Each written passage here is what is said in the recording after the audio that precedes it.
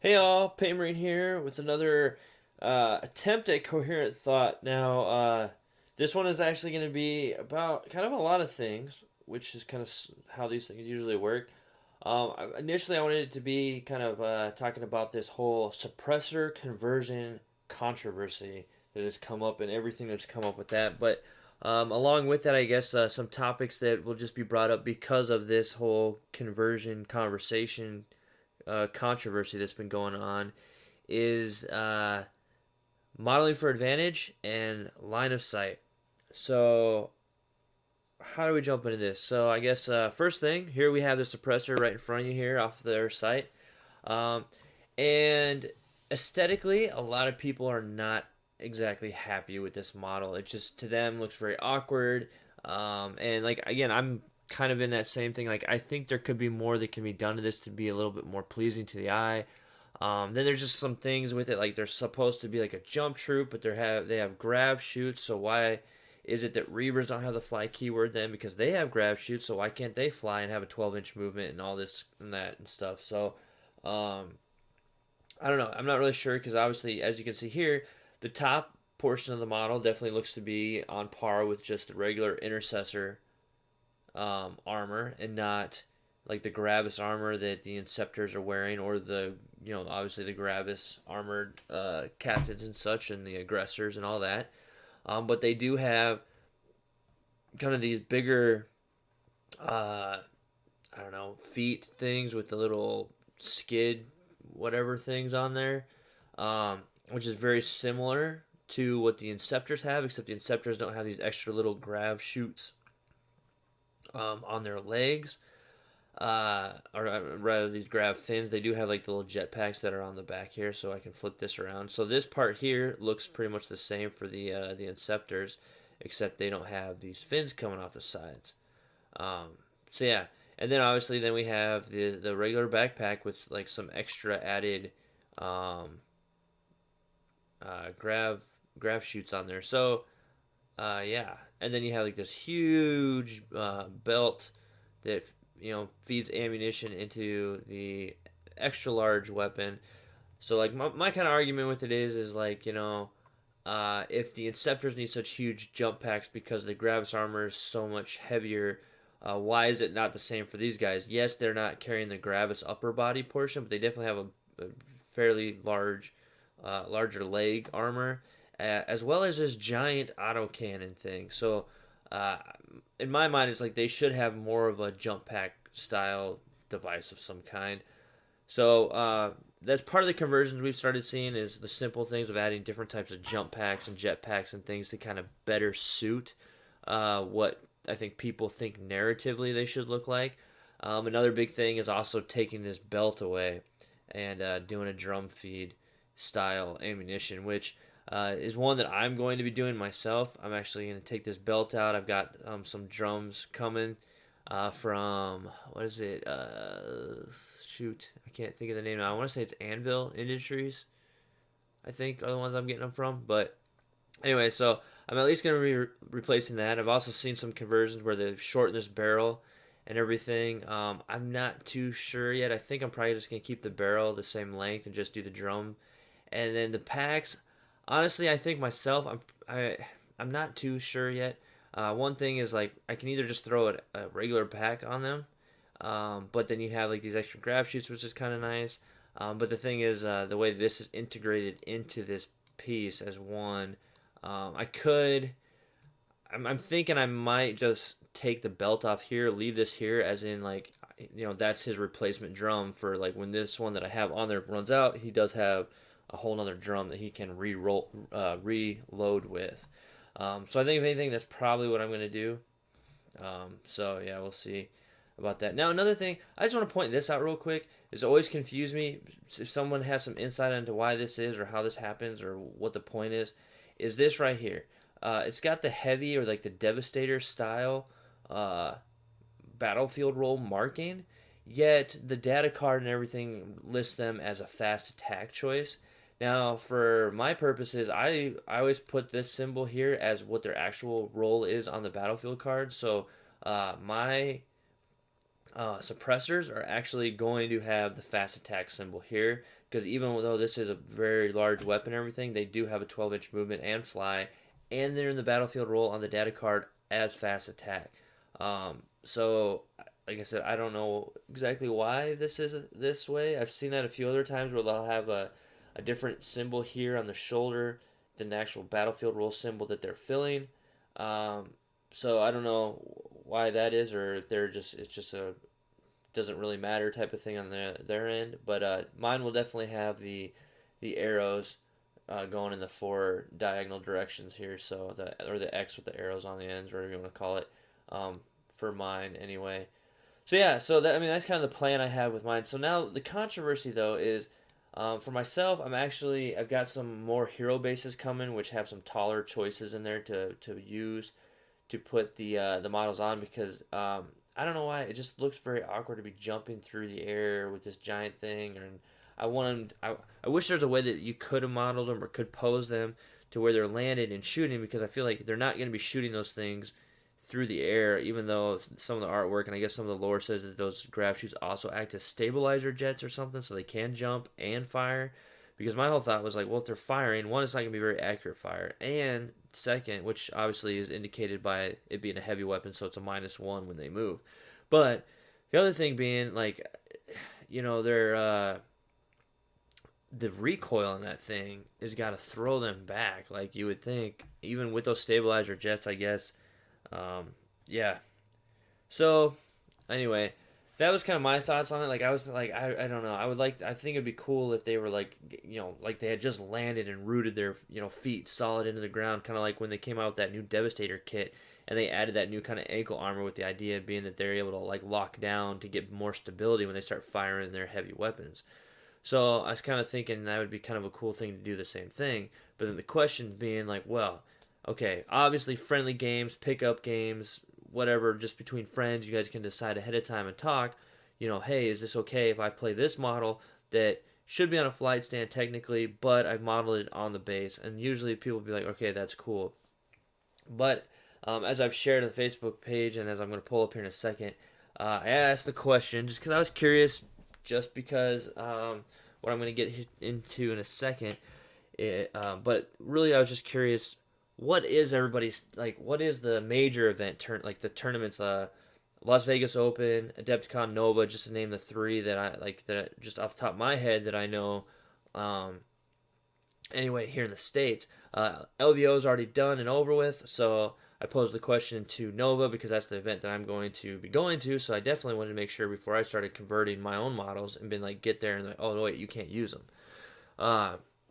So I sent an email and got a response, and I'll show that response if you haven't already seen it on the Facebook page. And then I also posed the question to Adepticon because that's right around the corner. And so I was like, well, let's see like how Adepticon stand on it. Now they've kind of already covered in their model FAQ thing that they have on their site. It's kind of vague and out there, and obviously doesn't directly address everything, and so therefore it must be kind of vague. But there's an interesting thing that was in there that I'm pretty sure is kind of it's one of those well-known things that I don't think anybody's actually tried to enforce, which I kind of feel like now we kind of have to get a little bit ridiculous with it, like as kind of I don't know, tool, dick move, whatever you want to say, insult, you want to call it. But I do think we got to be a little bit more, I don't know, calling the play on the field, throwing the white flag, throwing the penalty, whatever you want to say, yellow card, red card, whatever your sports analogy for this is. But we need to start calling more people in the major tournament events to then maybe force a change, because if everyone starts complaining and the judges are getting pulled left, right, and center all the time to make these same calls about something that doesn't necessarily affect the game in a huge way,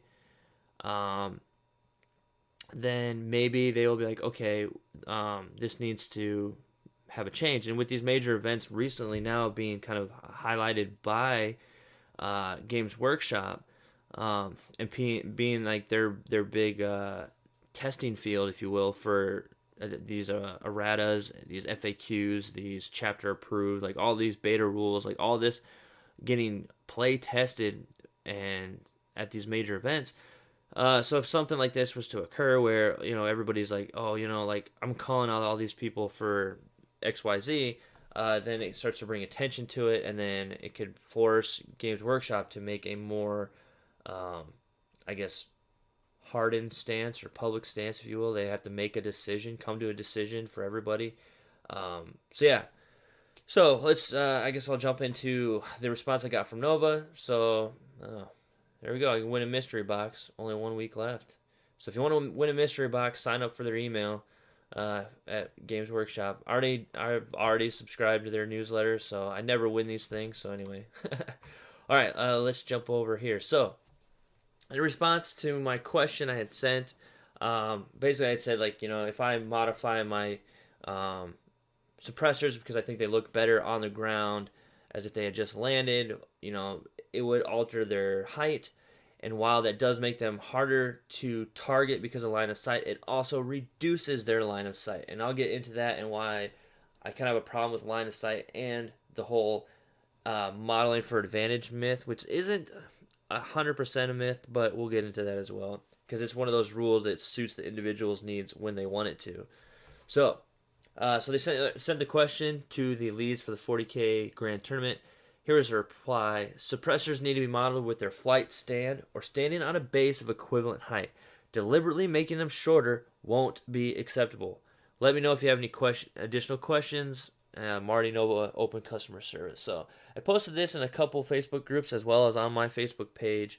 And it's funny, in one of the groups, someone tried to call me out and say, like, well, I don't believe this. Anybody can just, and they're right. Yeah, this looks like a Word document that anybody could just whatever. But obviously, I cropped out and took it from my email.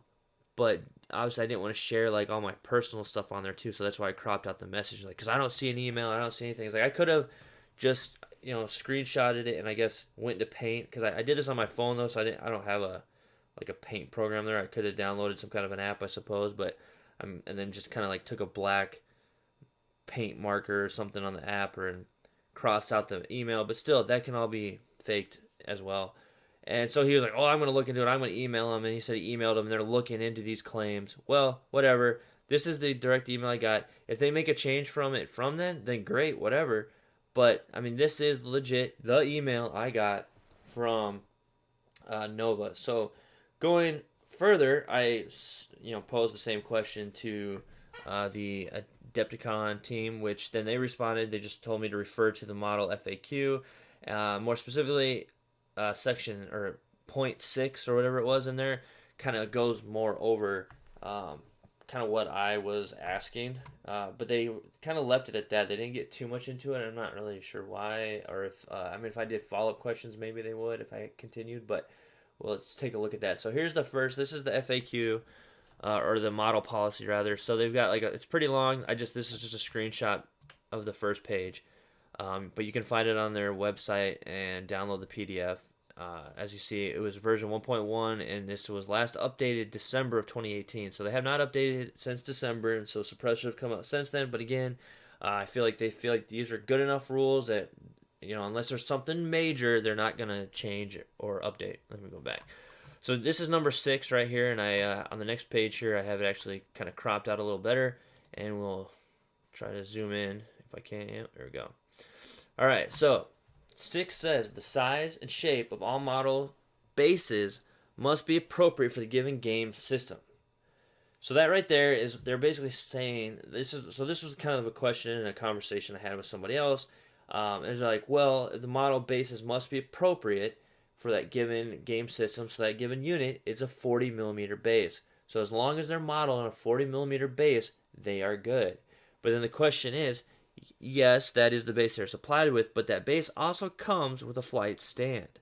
So my argument in that case was like, so if they're saying it must be the size and shape of the model bases, then in my mind, if a flight stand is included with that, then, and again, this is going to have to go with it's kind of like rules as intended, rules as written. model as modeled or modeled as intended, whatever you want to say, I think in most cases the flight stand is required.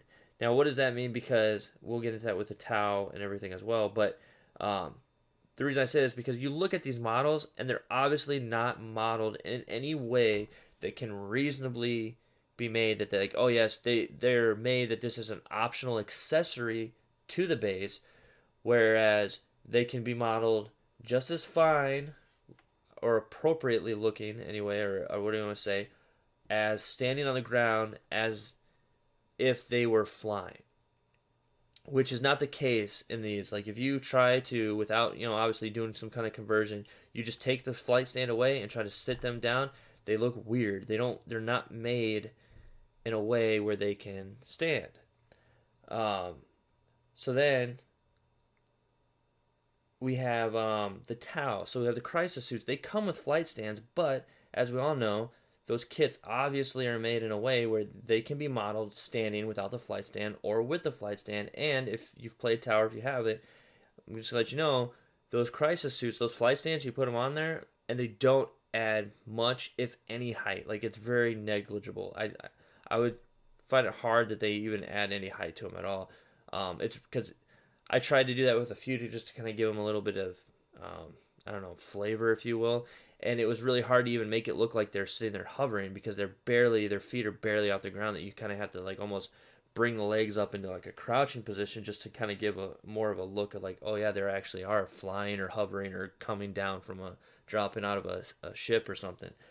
So that's a case where you can definitely tell that the intent was they can be modeled either with or without. But with models such as the Inceptors and the Suppressors, that is not the case. They definitely look to be modeled with, because so the person I was having the conversation with, his argument was, well, that if we had to put every accessory that came in there on a base, that's just ridiculous. That's not even at all what they mean. I'm like, well, that's where the argument comes in though. Like, is a flight stand, especially in particular units, really an accessory? And like I said, I don't believe that is the case with these, as much as I would like to say that it is, because I want to be able to convert mine freely to be standing on the ground. I unfortunately I don't believe it is. So I think when it says it must be the appropriate size and shape, I think that's to include the flight stand for these, unfortunately. Now, going into the part that was highlighted, that I highlighted for a purpose. So yeah, to my next point though is right here, the must maintain. So let me start over from the beginning. So models such as vehicles that do not require bases must maintain the intended size, shape, aesthetic consistency, and height of the model represented. So that would be like Land Raiders don't require a base. So if you do something to the Land Raider as a conversion or whatever, you must at least try to maintain the intended size and shape and height of the model represented. So obviously, I think the rule of thumb usually is you can go bigger, you can't usually go smaller. But now this is what I'm bringing up, and something that I think that everybody needs to start calling out more, especially in the more competitive scene, is right here where it says vehicles that do not require bases. Now, I've seen myself, and I've even allowed it myself a few times. Actually, I say pretty much every time, the few times that it has happened, but I do see it actually kind of frequently. Like I said, it's happened against me a few times, but I do see it pretty frequently at various events that I've been to, and not talking like local tournaments and events where the TO there may be like, sure, yeah, fine, whatever, you don't need the base or whatever it is.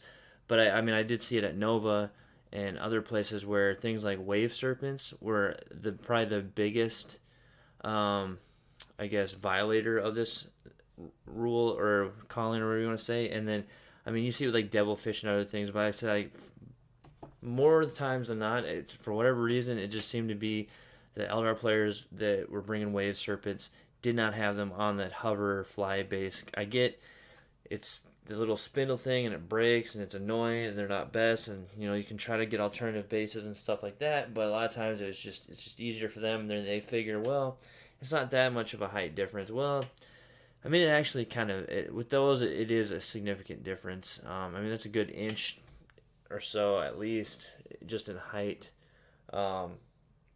that you lose out. And so, I mean, plus wave serpents, especially if you're, what kind of armament they're bringing, can be fairly nasty. Now, while I say that at the same time, I never really minded it too much because I always expected, hopefully a little bit of leniency if I make a mistake or I do something for my opponent. You know, it's kind of one of those things you got to kind of like weigh the benefits to calling somebody out or whatever. But in this case, I can see where I think we kind of start to need to make it an issue because of line of sight. Now, people have had a lot of issues with this rule. There was recently a Spiky Biz article, and maybe it wasn't recent, but somebody shared it recently in a group about how line of sight needs to go away, and we don't need line of sight now. And they said that you don't really lose much by getting rid of line of sight. And I don't know. I like line of sight. I do think you lose some of that realism immersion. Granted, we are playing a tabletop game with, models and super soldiers running around, but at the same time, like line of sight is one of those things. It does make it a little bit more immersive. And if you just take line of sight out of it, then what's the point of even playing with terrain? Like, other than I guess if you're in terrain, you could add like it is now, like you add to your saving throws and stuff like that. But pretty much any and everybody will always be able to get targeted and shot at, even if there's a building with no windows in the way. You can still get shot at. You'll just get a save or something like that. Maybe you get a +2 for or not being able to be seen, or maybe if you're not in line of sight. But then again, so this is where it goes into like if you wanted to try to get rid of true line of sight, and you could shoot anything, but if there's like a wall in the way, you get a minus to your hit. But then that's where we fall into this modeling for advantage trap. So particularly with the suppressors here, the argument would seem to be that if you model them on the ground, that is modeling for advantage because now they are harder to target and easier to hide, or vice whatever how you want to say that. They're easier to hide. Thus, they'll be harder to target in a lot of cases. And while it's true, I guess I see it from the aspect of like, well, but then they'll also have less line of sight. And I feel like that's just the argument that just kind of goes back and forth. It's like, where's the trade-off? Is it really modeling for advantage? Because in the end, they also have less line of sight. Like, yes, you can't see them because they're not in line of sight, but if you don't have line of sight, then that means they don't have line of sight. Which then usually means it's going to force them to move. When if you force them to move with a heavy, then that means that they're going to be a -1 to hit. So there's a lot of trade-off there to where I kind of feel like the pros and cons on both sides, like they really even out, and so it's not really modeling for advantage. And I always rule on the rule of cool. So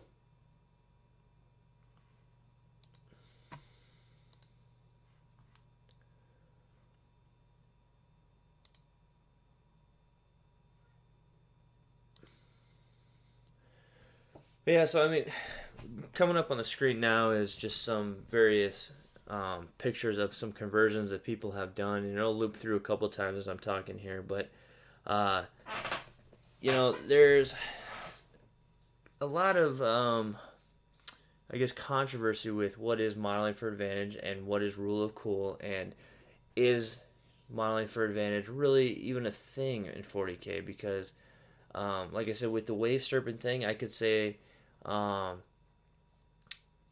so with them there's a little bit of a different thing, because there is a scenario where there is something that, I mean, by modeling them shorter, there is an advantage that they can gain. I can jump right into it. So I'm not an Eldar player, and I don't play them too often in my meta. But last year when I was at Nova, I did play an Eldar player, and there is some sort of, I don't know if it's a stratagem or this ability that those wave serpent things have, and I think that's what they're called. They have that fire prism. Again, definitely leave comments or correct me where I'm wrong here, but they had 3 of these wave serpents, and they had some sort of like uplink thing where they can all link together, and so only one wave serpent had to have line of sight on the target, and then all 3 got to fire at it. So now this is an instance where having the wave serpent not be as tall comes into a huge effect, because as long as they have line of sight to their tank that has line of sight to the enemy, the other 2 can be 100% hidden, and they all get to fire through that one tank. Now this is where I was saying like now that's a pretty clear example of how modeling for advantage, like making the tanks smaller but not bringing the bases so they're not as high, could potentially make them easier to hide because they have a much lower profile to the ground. Because they're already a very thin model, so to have no flying base, I mean that really lowers them down, and like I said, definitely makes them harder to see, so therefore harder to target. Because I mean, if you wanted, granted, the one has to be kind of out and open for line of sight, um, but if you wanted to try to disrupt that link some way or another, because like, what if the middle tank was just there, out of line of, or just there so he could be at line of sight, but once you take that out, now the other one loses line of sight too, or however that works. So I don't know. I definitely think there are instances, of course, where modeling for advantage is definitely a thing. Anything that doesn't need to have line of sight to fire is another one where decreasing the size and making them easier to hide is definitely a modeling for advantage thing. But when it comes to uh, like this, I don't see it as a modeling for advantage because really the only time I think modeling for advantage, I mean, actually matters is when you have something that can ignore needing line of sight because then they can hide easier and shoot you just as easy or just as normal. Whereas with the inset or the suppressors here, um, I don't know. You like I said, you lose some height, so you lose line of sight. They lose their line of sight, it makes it harder to target you. But again, like I said, you're losing your line of sight. So yeah, I'm not really too sure how I feel on the whole thing. But in the end, the major events have made their decisions, and you must either use the flight stands or be at the equal height of the flight stands. So, like I said, I've got some of those hero bases coming in. I'm gonna kind of mess around with them, see what I can figure out, see if I can come up with something that's at least equal height and looks cool. Um, and yeah, I guess we'll just kind of see how that all works out. Um, but yeah, so I in the end, like I said, I think because like that Adepticon rule says, it specifically has vehicles and as an example must maintain the shape, size, and height for vehicles that do not need a base. So that means everything else needs a base. So if you see it, you need to call it. I mean, it's just simple. Like they can get upset and get mad all day long, but if a devilfish is supposed to have a base, if a piranha is supposed to have a base, if the wave serpents are supposed to have a base, they need to have a base. They need to have the appropriate height hover base. It's just that's what it is because if I feel like it's already gotten away enough, and I think if we make it big enough of a deal, then maybe Games Workshop and those events will start looking at this and be like, okay, let's look really into what is modeling for advantage. All these people, like now we have a ton of people that may get called out this whole event for not having the appropriate base, and now this needs to be addressed. So, yeah. All right then. Well, I guess that's gonna be it for this attempt at thinking clearly here. This attempt at coherent thought. So, definitely let me know your opinions, your thoughts on everything. Leave a comment below, and yeah. So let me know what you think. Is it modeling for advantage? Should rule of cool supersede? Where do you stand on all this? I'd like to hear. So thank you for watching. Definitely please check out the Facebook page. See everything I got going on there. I actually just hit 1,500 likes on the page, which is pretty awesome. Although at some point somewhere, I guess I hit 1,500 and then somebody unliked the page, so I guess I'm at 14.99 again. But I'm sure one more like again, I'll get back up there. But it's definitely an awesome accomplishment, and I just hope I can get more people over to check out the YouTube channel. So hopefully I can get some more subscribers there and continue doing the work there. As many know that will have watched my shows in the past, this is not definitely not my full-time job as much as I'd like it to be. I've got a very demanding full-time job that requires much of my time, so I try to knock these out when I can and share my love of the hobby and everything I do here. So again, thanks for watching. Check out the Facebook page, like, share, subscribe, all that, and until next time.